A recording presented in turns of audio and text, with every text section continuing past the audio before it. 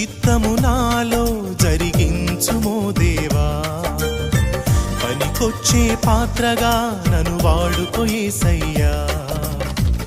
నీ కోసమేగా ఈ జీవితం,